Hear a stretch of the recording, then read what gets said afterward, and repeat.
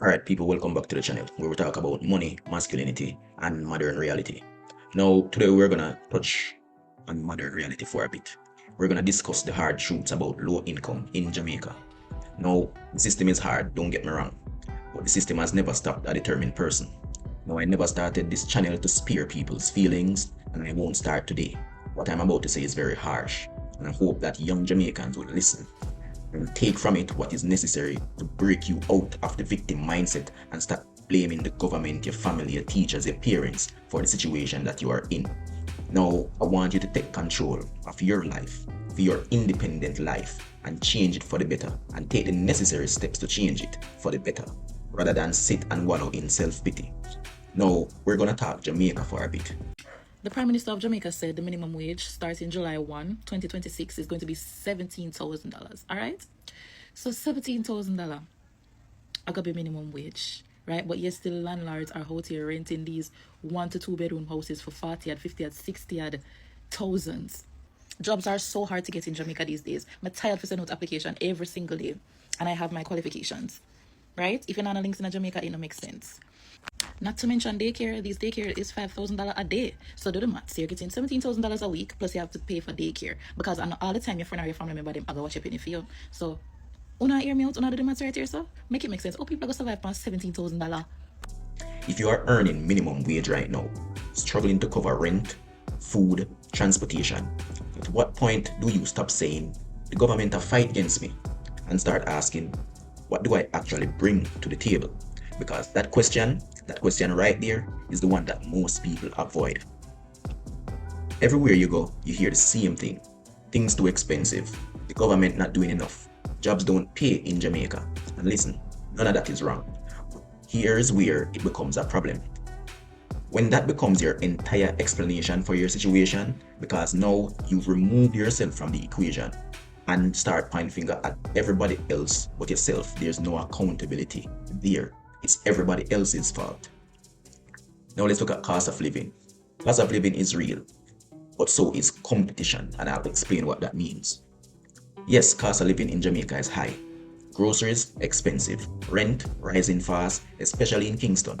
Transportation adds up daily. But here's the part nobody likes to say. You're not the only one struggling.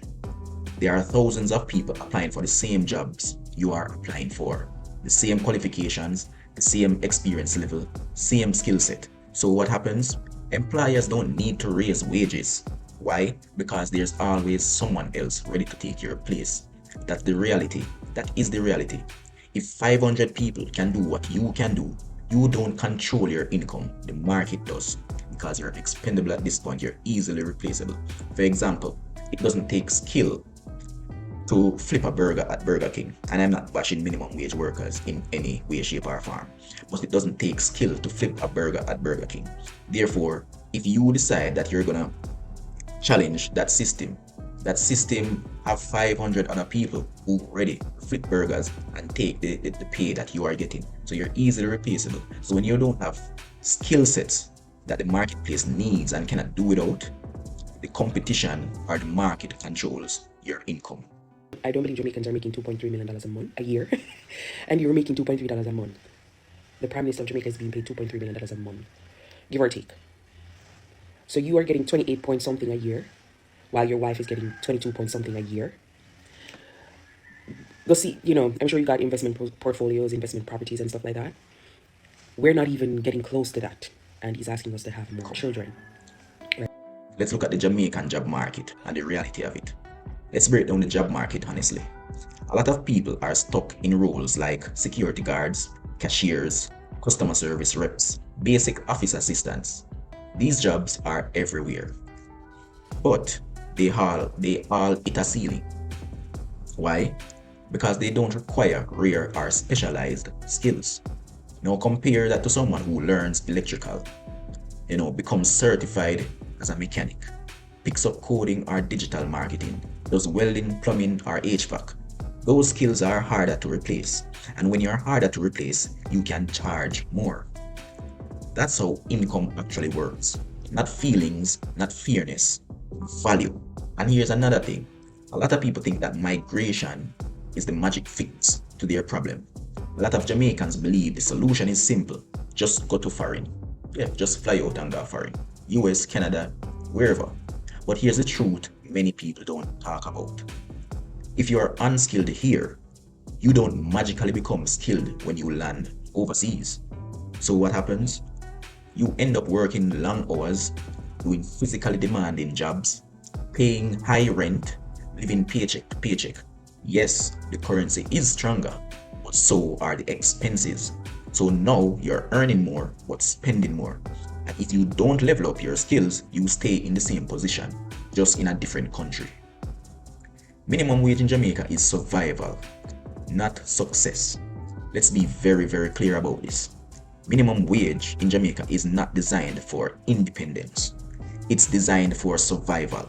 That means food on the table, basic transportation, maybe shared living arrangements, but not comfort, savings, investments, financial freedom. So when people say, I'm working full time, why can't I live comfortably? The real answer is because you're working at the lowest value level in the economy. That's not an insult, it is a signal that you need to move up. You don't have to accept the salary increase. You can decline to accept the salary increase because you already make enough money. You already make enough money to live in this country that you live. And you already make enough money. You already make enough money. I don't feel like you have to accept the salary increase. You see, people really don't understand, People really don't understand about government officials. And here's the comparison that people don't like. Let's take two Jamaicans, same background, same environment, same starting point. One decides, I'm going to learn something valuable. They sacrifice time, they struggle, they invest in themselves. The other says, I'll take what is available. They stay comfortable, they avoid growing, they blame external factors. 5 years later, two completely different lives, and I've seen this so many times. And this is the part people don't like, because it shows that outcomes are not always random. They are intentional, they are often built. So here's my message to young Jamaicans. If you're young in Jamaica right now, you cannot afford to drift.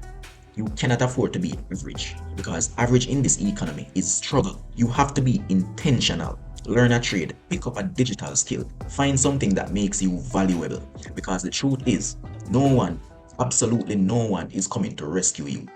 The government, not your job, not the system. Yes, Jamaica has real challenges. Yes, the system has flaws, but staying stuck, unskilled, and blaming everything and everyone else, that won't change your life. It will never change your life. If you want more in Jamaica or anywhere else, you have to become more. That is the trade. That is the decision that you have to make. If you want more, then you have to do more. And when you do more, you earn more and become more. It's simple. So if these points that I raised a while ago resonate with you, I want you to hit the like. If you disagree, fine. Drop your opinion in the comments and let's talk.